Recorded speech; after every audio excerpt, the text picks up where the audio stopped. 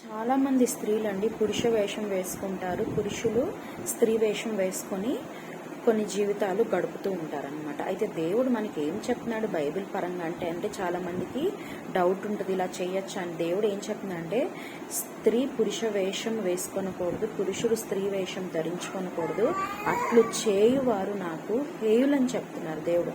అసలు హేయులు అంటే ఏంటంటే అబ్సల్యూట్ డిస్లైక్ అనమాట. అంటే చాలా నేను వాళ్ళని ద్వేషిస్తున్నాను అని అర్థం.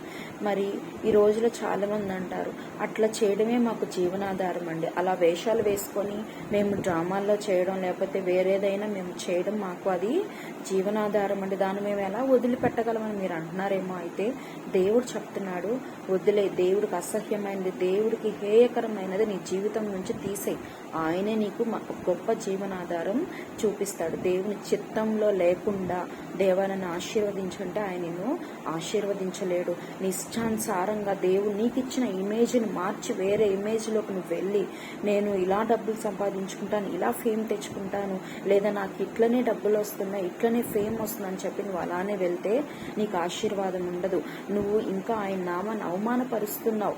నువ్వు నీ ఇమేజ్ని మార్చి దేవుడి పేరు చెప్పుకుంటూ యేసుక్రీస్తు ప్రభు నేను పూజిస్తున్నానని చెప్పుకుంటూ నువ్వు ఆయన నామానికి అవమానం తెస్తున్నావే తప్ప నువ్వు ఆయనకి ఏమాత్రం మహిమ తేవట్లేదు. మరి దేవుడు చెప్తున్నాడు నువ్వు చల్లగానైనా ఉండు, వెచ్చగానైనా ఉండు, కానీ మధ్యలో ఉంటే మాత్రం నేను ఉమ్మి వేస్తానని చెప్తున్నాడు.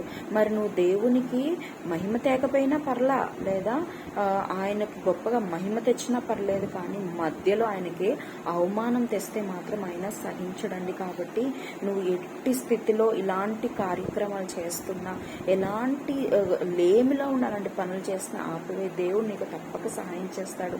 ఆయన దగ్గర మొరపెట్టు, దేవా నీ చిత్తంలో లేనిది నేను చెయ్యను కనుక నీ చిత్తంలో ఏముందో మంచి పని నాకు ఇవ్వు, లేదా ఒక సోర్స్ ఆఫ్ ఇన్కమ్ నాకు టైప్ చేయండి నువ్వు ఆయన అడిగితే ఆయన హెల్ప్ చేస్తాడండి. కొంతమంది ఏం చేస్తున్నారండి ఈ రోజుల్లో, ఆడవారు హిజ్రాలుగా మారి డబ్బులు బెగ్గింగ్ చేయడం మొదలు పెట్టారు. ఎంత అవమానం అండి, ఎంత బాధాకరం. మరి అలాంటి పనులు చేస్తే దేవుడు మెచ్చడండి, చాలా అసహించుకుంటాడు దేవుడు. అలాంటి పనులు అస్సలు చేయకండి. మీకు ఏదైనా అవసరం అయితే దేవుని నామమున ప్రార్థించండి. ప్రార్థించడానికి ఖర్చు ఏమన్నా అవుతుందా?